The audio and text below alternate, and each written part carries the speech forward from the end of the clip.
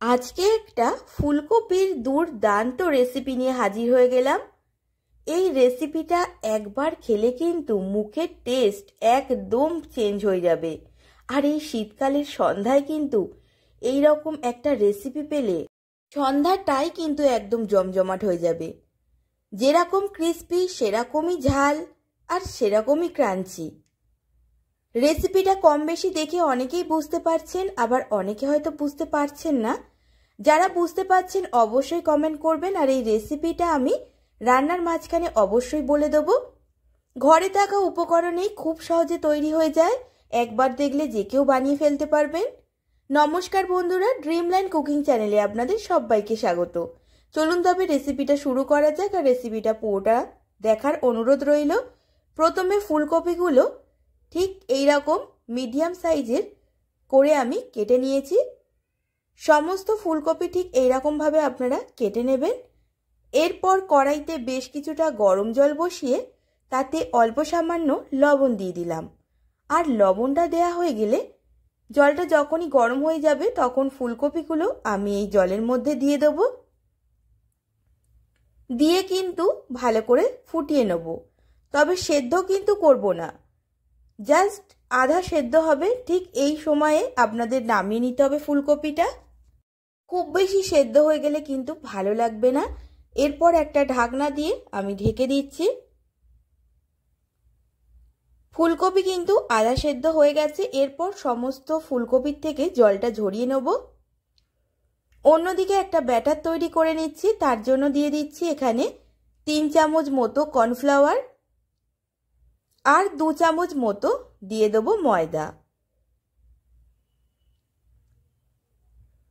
যতটা কর্নফ্লাওয়ার নেবেন ঠিক তার অর্ধেকটা কিন্তু ময়দা ব্যবহার করবেন। এরপর দিয়ে দিলাম হাফ টিস্পুন মতো কাশ্মীরি লঙ্কার গুঁড়ো, হাফ টিস্পুন মতো ব্ল্যাক পেপার, আর এখানে স্বাদ অনুসারে লবণ। ভালো করে শুকনো উপকরণটা প্রথমে মিশিয়ে নেব। তারপর অল্প সামান্য জল দিয়ে কিন্তু একটা ব্যাটার তৈরি করে নেব। ব্যাটারটা খুব বেশি পাতলা বা খুব বেশি ঘন কিন্তু করা যাবে না। এই কারণে অল্প অল্প জল দিয়ে কিন্তু ব্যাটারটা তৈরি করে নিতে হবে। একবারে বেশি করে জল কিন্তু ঢেলে দেবেন না। ঠিক একটা মিডিয়াম ঘনত্বের ব্যাটার আমি তৈরি করে নিলাম। ব্যাটারটা তৈরি হয়ে গেলেই ফুলকপিগুলো এই ব্যাটারের মধ্যে দিয়ে ভালো করে কোট করে নিতে হবে। আমি হাত দিয়েই খুব ভালো করে ফুলকপিগুলোকে কোট করে নিচ্ছি, যাতে সমস্ত ফুলকপির মধ্যে এই ব্যাটারটা ভালো করে মেখে যায়। এরপর অপর দিকে বেশ কিছুটা সাদা তেল কড়াইতে গরম করতে বসিয়ে দিয়েছি। আর তেলটা গরম হয়ে গেলেই গ্যাসের ফ্লেমটা একদম মিডিয়ামে রেখে এই ফুলকপিগুলো কিন্তু আমি ছেড়ে দেব।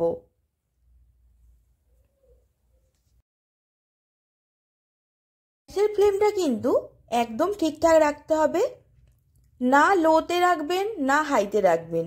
লোতে রাখলে কিন্তু প্রচণ্ড তেল টানবে, আবার হাই ফ্লেমে রাখলে খুব তাড়াতাড়ি কিন্তু ফুলকপিগুলোর রং ধরে যাবে। এই কারণে একদম মিডিয়াম আঁচে কিন্তু এই ফুলকপিগুলো ভেজে নিতে হবে, তাহলে ক্রাঞ্চিনেসটাও আসবে আর ভেতরটাও কোনো রকম নরম বা কাঁচা থাকবে না। এরপর ভাজা হয়ে গেলে সমস্ত ফুলকপিগুলো আমি কিন্তু তেল থেকে তুলে নিচ্ছি। এরপর বাদবাকি সমস্ত ফুলকপিগুলো আমি ভেজে নেব।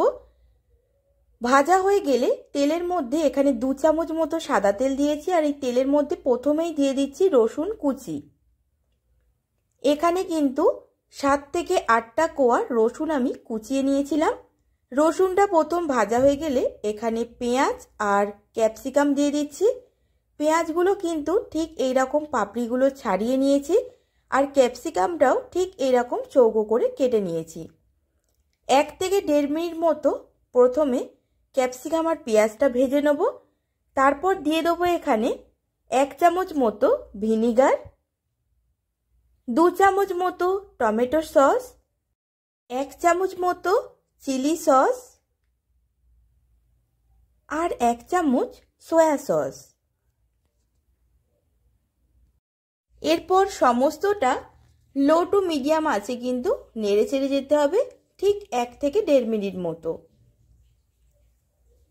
গ্যাসের ফ্লেমটা কিন্তু লো থেকে মিডিয়ামেই রাখতে হবে।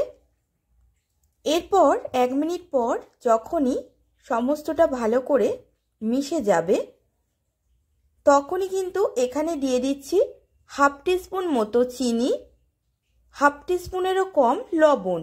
যেহেতু সসের মধ্যে বেশ কিছুটা লবণ থাকে এই কারণে লবণের পরিমাণটা কিন্তু বুঝে ব্যবহার করবেন। আর আমি এখানে 4টে কাঁচা লঙ্কা চেরা কিন্তু ব্যবহার করেছিলাম আগে, সেটা স্কিপ হয়ে গেছে বলে দেখাতে পারিনি। আপনারা অবশ্যই যদি ঝাল খেয়ে থাকেন তাহলে কাঁচা লঙ্কা চেরা ব্যবহার করবেন।